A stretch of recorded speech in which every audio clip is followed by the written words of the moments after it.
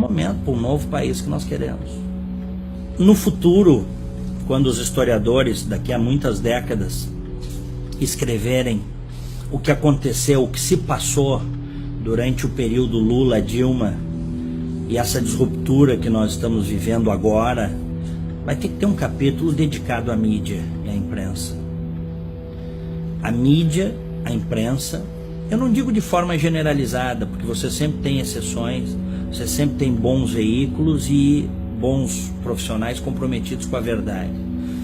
Mas uma parte considerável da mídia brasileira foi cúmplice desse projeto criminoso de poder, ao não ir fundo para mostrar do que se tratava, ao deixar passar batido o currículo das pessoas que foram para o governo, né? Ao não dar voz a opiniões divergentes, sobretudo nos dois governos do Lula e na primeira metade do governo Dilma.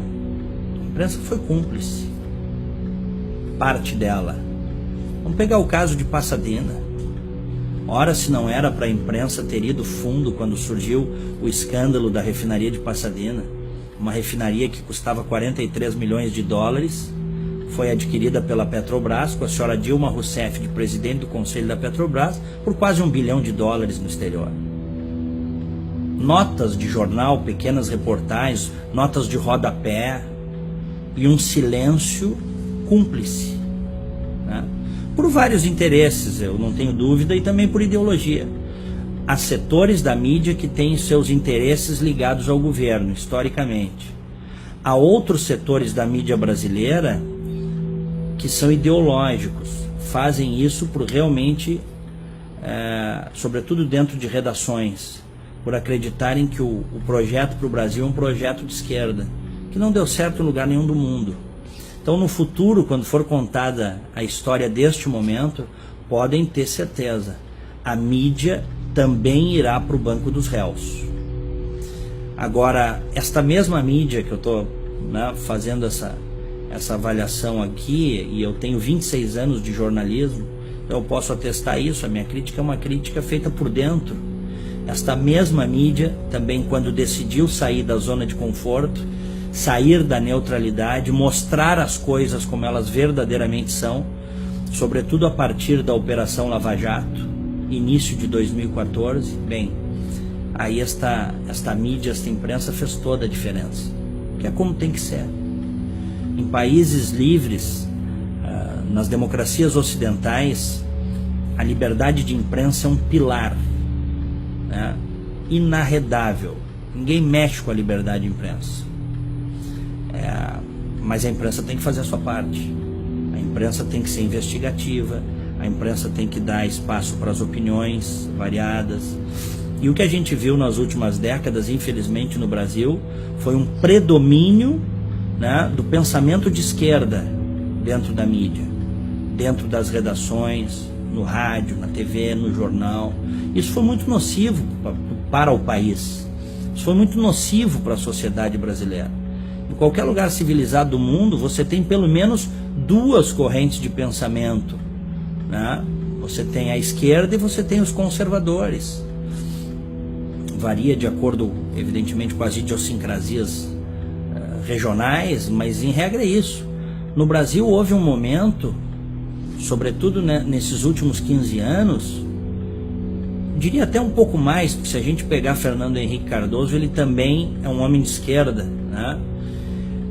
Com posições modernas em algumas áreas, mas posições absolutamente retrógradas em outras áreas. Se a gente parar para pensar, nós temos aí um predomínio de quase 25 anos da esquerda no governo brasileiro, um quarto de século no poder. Nós temos a doutrinação em sala de aula que gerou militantes nas faculdades de jornalismo, nas faculdades de ciências humanas, e depois estes militantes políticos, esse pessoal de esquerda, acabou indo para as redações, acabou indo para ONGs, voltou a dar aula em universidades, fazendo a cabeça da juventude. Eu, por exemplo, nunca fui apresentado a nada que não fosse de esquerda dentro da faculdade, né? Eu fui descobrir que havia, por exemplo, um Edmund Burke, um Olavo de Carvalho, um Luiz Felipe Pondé, que é um fenômeno mais recente, um sujeito interessantíssimo, e outros tantos, fora da faculdade. A faculdade brasileira, a universidade brasileira, ela infelizmente, como ela está constituída nas últimas décadas, ela existe para formar militância, principalmente na área de humanas, para formar militância de esquerda. A universidade brasileira, ela está na linha do não pensar. É proibido a contraposição de ideias. Eu tenho ficado muito impressionado porque isso começa a mudar. Essa é a minha impressão positiva. Hoje nós já temos grupos de pensamento liberal dentro das universidades brasileiras que estão dispostos, apesar de todos os esforços dos professores e das próprias reitorias, estão dispostos a mudar esse jogo, a contar uma outra história, né? A dizer que, enfim, se você teve um Marx, você teve um Mises. Se você teve um Lenin, você teve um Churchill, né? Se você tem um Rousseau, se você teve um Rousseau, se houve um Rousseau, houve também um Edmund Burke. Essa é a disruptura que nós estamos vivendo, mas infelizmente eu vejo ainda como problemática a academia brasileira.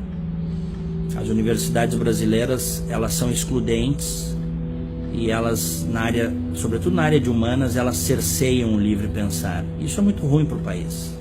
Isso é péssimo para o país.